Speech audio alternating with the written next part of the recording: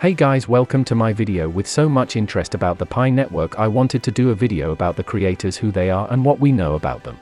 But before that, please support by liking, subscribing and turning the notification bell on in order not to miss important information whenever we post new videos. Now let's get to the main topic of the day.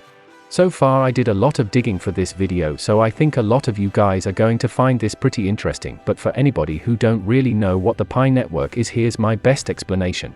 You can say that the Pi network is a decentralized cryptocurrency platform that is pretty much a more practical version of Bitcoin, and you can think of Pi as being a version of Bitcoin, but that's been reimagined for everyday people. It was invented by a couple of Stanford graduates, and I'll talk a little bit more about that later, but the coolest part about this project is that you can mine Pi from your phone and it doesn't cost you anything, and it takes about 10 seconds each day, or if you really want to factor it, about an hour each year. This makes a cryptocurrency super accessible to the average person, and it's really one of my favorite things about this project. Right now I believe that there's about 13 million people on this platform, and the coin is scheduled to be released in Q4 of 2021. This can be anytime from October, November to December, and I think by that time a lot of questions about the network will be addressed. If this sounds interesting to you guys, make sure to use invitation code Kalicali, and don't forget that this project doesn't take any time, effort or money from you, and there hasn't been any cases of your data being stolen. And with that being said, let's talk about the topic of this video, which is who are the creators of the Pi network, what do we know about them, and can we trust them?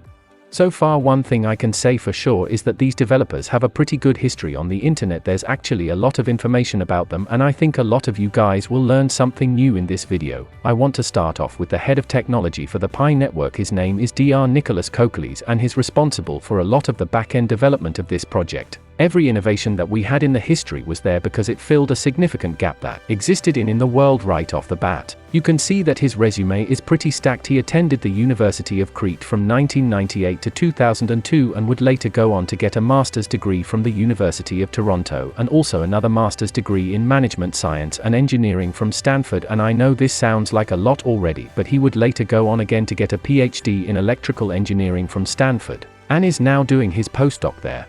Now his academic accolades sound pretty impressive, but how do we know that this is true? Nowadays anybody on the internet can lie about who they really are, and I think one of the things I love about the Pi network is that there's a lot of evidence on the internet proving these things to be true.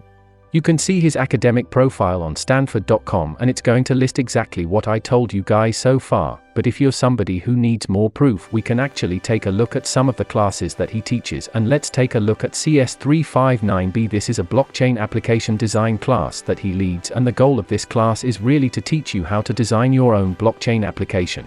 I think this is pretty good news for anybody who's skeptical of the project, because this at least shows that he has the skills or ability to really create an application on the blockchain, and it looks like he also has the credentials here to build, let's say, a real cryptocurrency. If you want to take a look at some of his classes, there's actually a clip of his student's final presentation here. One thing you can take away so far is that Nicolas appears to be who he says he is. So far this sounds like a lot of information about him already, but there's a lot more actually online, and I really do think that this is going to give you guys a better picture of who he really is. You see, even before the Pi network he was involved in a lot of other projects as well. He was the founder of Game YOLO, which created casual flash games for social media networks. Flash games used to be really popular back when I was in middle school. I hope you guys remember Ken Cannon, because that was one of my favorite games back then, and here's a couple clips of games that he produced back in 2009, and this included racing games, puzzle games, and even adventure games. From this we can see that he's always been entrepreneurial, and apart from creating his own flash game company, he was also the CTO of Stardux, and Stardux is a not-for-profit business community that helps startups raise money. He might be familiar with some of the projects that came out of Stardux, including Limebike, which is a really popular scooter platform around cities in the US. Opened, which is one of the best places to buy NFT collectibles, and Boosted, which is known for the electric skateboards. One of the coolest things about this project is that it's now valued at around $26 billion, with almost 600 startups created, and it's really incredible that Dr. Nicolas Kokkalis had a hand in this project. I think this gives a lot of credibility to him as a person, and this leads me to one of his newest projects, which is the Pi network. When we take a look at his academic research, we can see that he focused on a lot of crowdsourcing and also collective social capital, and another way you can say this is that he wanted to leverage a large group of people to make the world better. And from some of these research he was able to meet Dr. Fan, who would later form the Pi network with Dr. Kokkalis, and just like Dr. Kokkalis, Dr. Fan also has a PhD from Stanford University. She holds a PhD in computational anthropology. This is actually the first time that I've ever heard this term, but it's basically the science of how human behavior patterns change in time and space. I'm guessing she builds a lot of computational models on how a group will behave, and this applies a lot to the Pi network because they are basically trying to get people to buy, exchange and use Pi coins, and how we use these coins will ultimately decide on the price and whether or not this whole project will succeed. She plays a pretty big role in expanding the Pi network both in Asia and also in America, and before the Pi network she also founded her own business. She worked as a CEO of Married Hub back in 2017.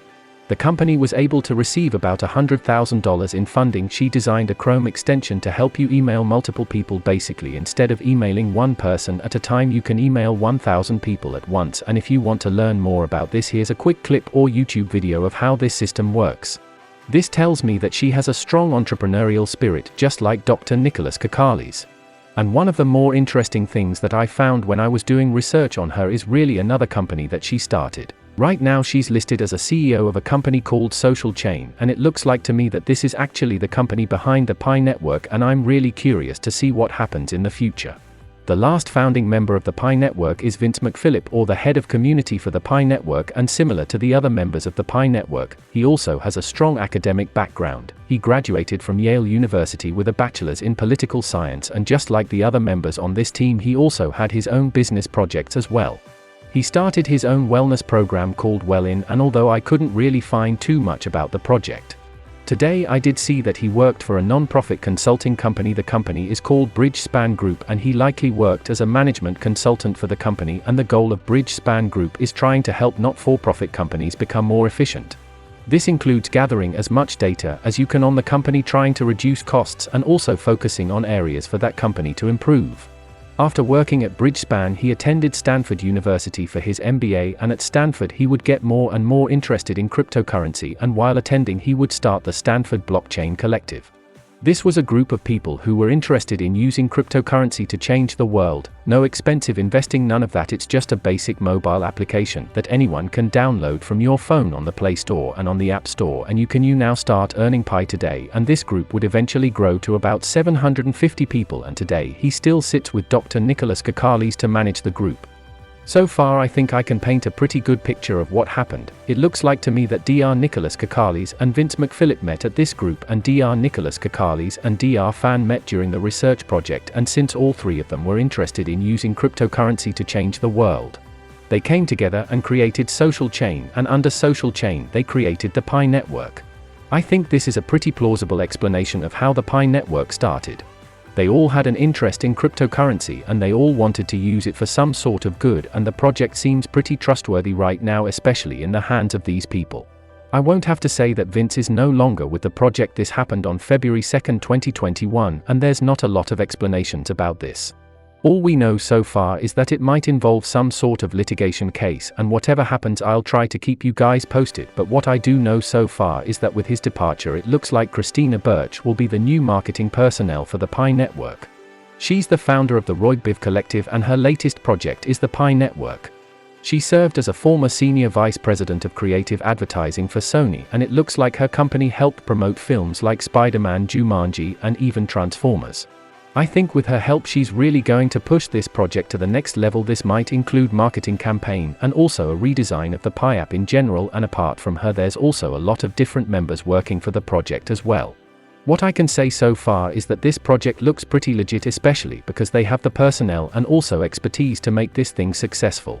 What's important is that now the world knows something better, and the world will adopt, whether it is by changing the code of Bitcoin, whether it is by changing our regulations, whether it is by changing our mindsets, or whether it is by creating new and different other coins that make more sense in 2021. In the end of the day, what's important here is that there is a new technology that has significant advantages. I'm excited to see what will happen, and I'll update you guys whenever I receive new information. Don't forget to like, subscribe and turn your notifications on for more updates. And like always, I'll see you guys again next time, and I hope you guys are having a great day.